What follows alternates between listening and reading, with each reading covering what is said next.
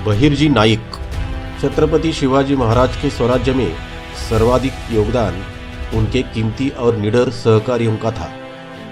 स्वराज्य स्थापन होने के पहले छत्रपति शिवाजी महाराज अपने सभी दोस्तों के साथ जंगल में जाते थे और उनको तलवारबाजी युद्ध नीति का प्रशिक्षण देते थे। तलवार कैसे चलाते हैं, सामना कैसे किया जाता है, तलवार चलाते समय कौन सी चीजें ध्यान में रखनी चाहिए, यहाँ तक कि शत्रु को कैसे चकमा दिया जाता है, ये सब लड़ाई के तौर तरीके महाराज अपने साथियों को सिखाते थे।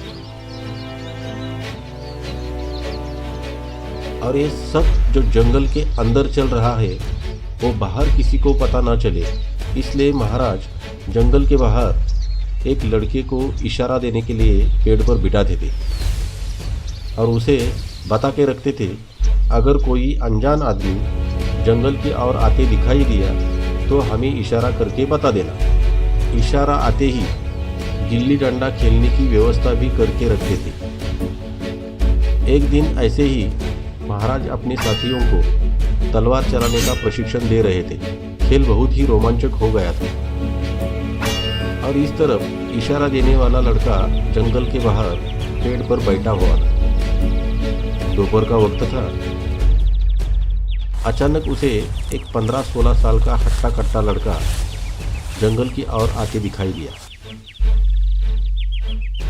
वो लड़का थोड़ा सा घबरा गया और बारीकी से उसे देखा तो वो अनजान लगा और ये बात महाराज तक पहुंचाने के लिए उसने मोर की आवाज निकाली।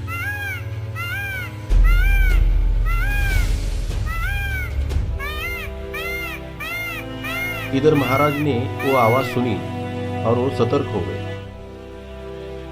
और तुरंत उन्होंने अपने साथियों से कहा, साथियों, तलवार और सभी हथियार जल्दी से छुपा लो और गिल्ली डंडे का खेल शुरू कर दो। लगता है कोई अनजान आदमी जंगल के अंदर आ रहा है। और एक चीज ध्यान में रखो कि हमारे इस तलवार के खेल के बारे में किसी को भी पता ना चले। महाराज की बात सुनते ही सभी साथियों ने अपने हथियार जल्दी से छुपा लिए और गिल्ली डंडा उठाकर खेल शुरू कर दिया।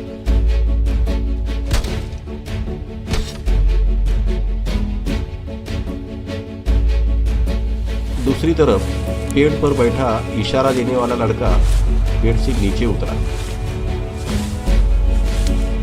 और उस अनजान हट्टे कट्टे लड़के के रास्ते में आकर खड़ा हुआ। जैसे वो नजदीक आया उसने पूछा, कौन हो तुम? हम रामोशा के बहेर जी, क्या काम है यहाँ पर? उस पर बहेर जी ने कहा, कुछ नहीं, शिवबा राजे से मिलना चाहते हैं। क्या काम है? राजा को बुलाओ, फिर बताऊंगा। ठीक है, तुम यही रुक जाओ, मैं महाराज को खबर देके आता हूँ। ऐसे कह के वह इशारा देने वाला लड़का जंगल के अंदर आता है।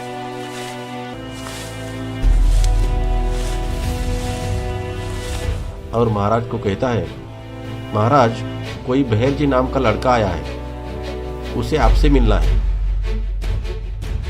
महाराज ने कहा, भेज दो उसे अंदर। और वो इशारा देने वाला लड़का वापस जंगल के बाहर आ जाता है।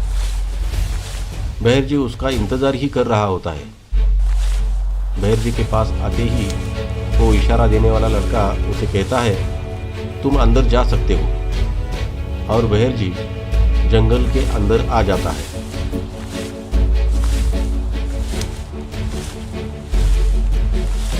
जैसे ही वो अंदर आता है महाराज उसे पूछते हैं, बोलो, किस काम से आना हुआ? महाराज, हमें भी आपके साथ खेल में शामिल कर दो। उस पर महाराज ने पूछा, बोलो, क्या आता है तुम्हें? मुझे सब कुछ आता है, सभी प्रकार की आवाज़ निकलता हूँ, किसी की भी नकल कर सकता हूँ और वेशांतर तो ऐसे करता हूँ कि आप भी पहचान नहीं पाओगे। उसकी बातें सुनकर महाराज खुश हुए। महाराज को बहिर जी की बातें करने का अंदाज, उसकी कला बहुत पसंद आई।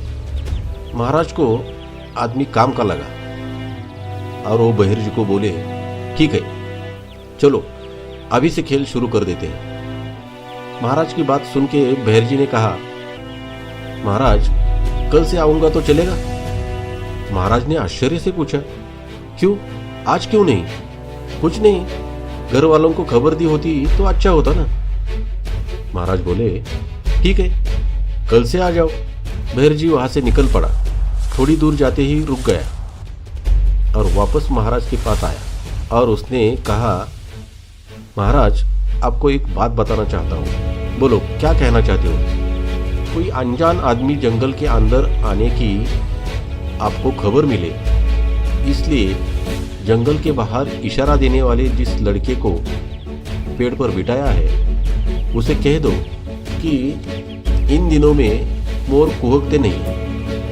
अगर कोई जानकारी वाला आदमी आया और उसने मोर की आवाज़ सुनी तो वो सोच में पड़ जाएगा और कहेगा, अगर इन दिनों में मोर कुहकते ही नहीं तो आवाज़ आई कहाँ से?